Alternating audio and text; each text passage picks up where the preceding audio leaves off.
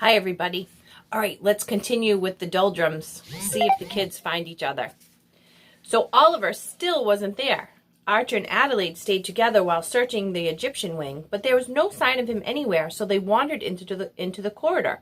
I don't understand, said Archer. He knew the plan. There he is, said Adelaide. Archer spun around.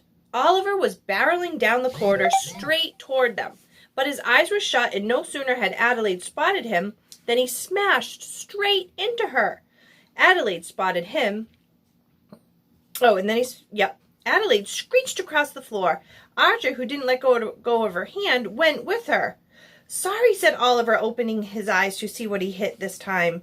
That's all right, said a shaken Adelaide. Do you always run with your eyes closed?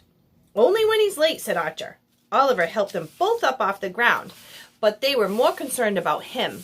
Oliver was breathing heavily, his mask was gone, and panic, unlike any they'd seen, was flickering in his eyes. Are you okay? Asked Archer. Oliver spoke between breaths. Chaos everywhere, through masks, distraction. The masks were terrible, weren't they? Said Adelaide, trying to help him along. Okay, at least we're together, said Archer. Now let's get out of here. Wait, said Adelaide. What happened to your arm? Oliver's arm was bleeding, but he wasn't yet able to explain that when he tore off his mask and threw it, he ran straight into a pedestal holding a glass box with a jeweled egg inside. The egg cracked in two, and glass shattered everywhere. I'm fine, he managed. It's fine. Adelaide wasn't convinced. There was a lot of blood. She pulled her only extra shirt from her bag to wrap around Oliver's arm, but froze when shouts and cries echoed down the corridor.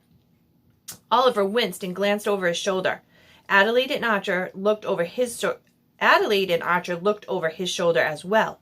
Down that corridor, but not a long way off, a pack of tigers were slipping and sliding across the marble floor straight toward them. You didn't, said Archer, not believing what he was seeing. I did, sighed Oliver. But how? There certainly were many questions to answer, but now was not the time for that. They should have been running or hiding like everyone else, aware of the situation unfolding, but they were in shock, and not a single logical thought passed through their collective brains. They simply stood there, staring at the approaching tigers with hearts beating like hummingbird wings. Out of nowhere, and as if by instinct, Oliver shouted, "Survival kit!" It didn't make sense, but that's what happened. He threw down his bag. He knew the instructions. He yanked the string, and they all stood back. An inflatable life raft was not what Oliver was hoping for. It wasn't what Archer or Adelaide was hoping for either. But that's what they got. And while most would agree that a life raft would be of little use in this situation, the raft did do something remarkable.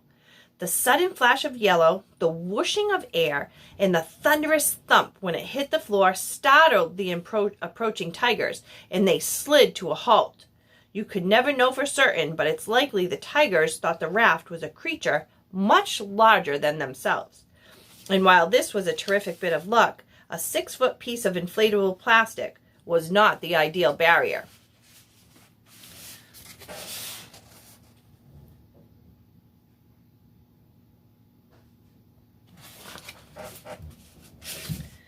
Archer, Adelaide, and Oliver stood motionless, but not one dared to blink. But their minds slowly began to turn once more, and Archer and Oliver were thinking the same thing. We have the crocodile girl! Careful not to take his eyes off the tiger, Archer whispered to Adelaide, What should we do? Adelaide didn't respond. What did you do with the crocodile? Said Oliver. Adelaide didn't respond. She's forming a plan, they hoped. I was lying about the crocodiles, she whispered. I've never even seen a crocodile. Of course you have, said Oliver. One ate your leg, said Archer.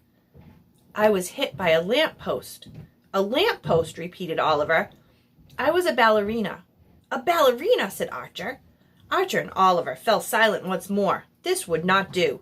They needed Adelaide to be who she wasn't. They needed Adelaide, the great adventurer.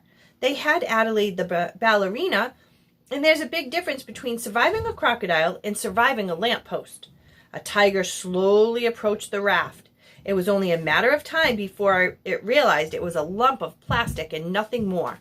The prevailing sentiment among Archer, Oliver, and Adelaide was one of hopelessness Absolute hopelessness. The recently fired janitor finished packing his belongings and glanced over his shoulder at the guards who were discussing something of no importance. The janitor quietly slipped down the hall into an office where the intercom system was located.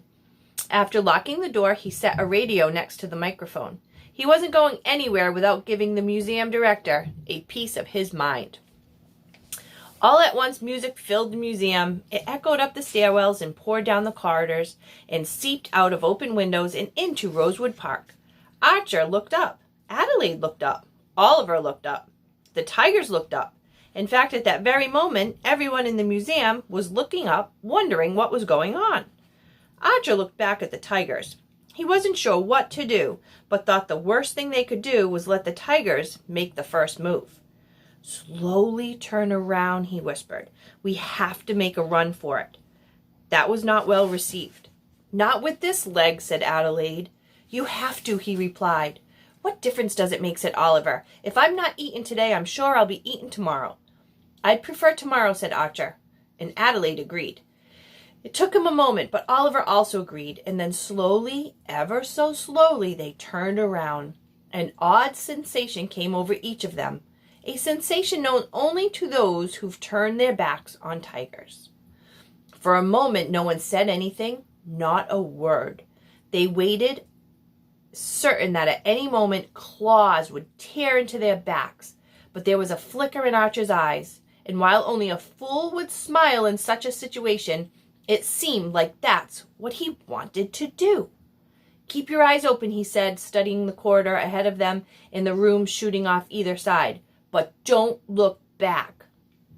Archer and Oliver each took one of Adelaide's hands. "And don't go anywhere with carpet," Archer whispered. "They'll have more traction on carpet." "Count to 3, said Adelaide. All 3 nodded. They gripped tightly. Archer took a deep breath. 1, he said. 2, said Adelaide. 3. They shot down the corridor like a champagne cork and were gone in a flash, bolting into the wing of African mammals. They barreled down the center aisle, passing dioramas on either side. "Faster," said Oliver. "I don't want to be in a diorama." They sprang through a doorway and hurled themselves down a flight of stairs in what a woman standing nearby would later tell reporters appeared to be a single leap. "This way," said Archer.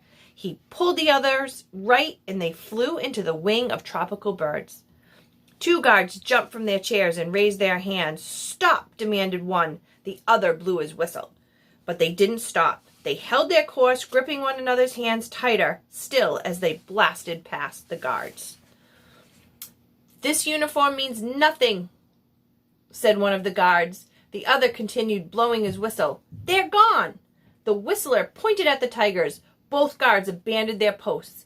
Archer, Oliver, and Adelaide wove their way down a crowded, narrow corridor, crashing into people left and right. Archer was shouting, "Tigers!" but no one listened, choosing instead to glare disapprovingly at such rudeness. Their expressions changed, however, when someone spotted the tigers.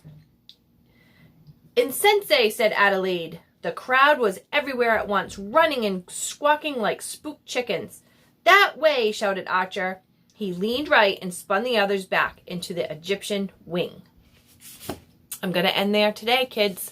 All right. See you tomorrow.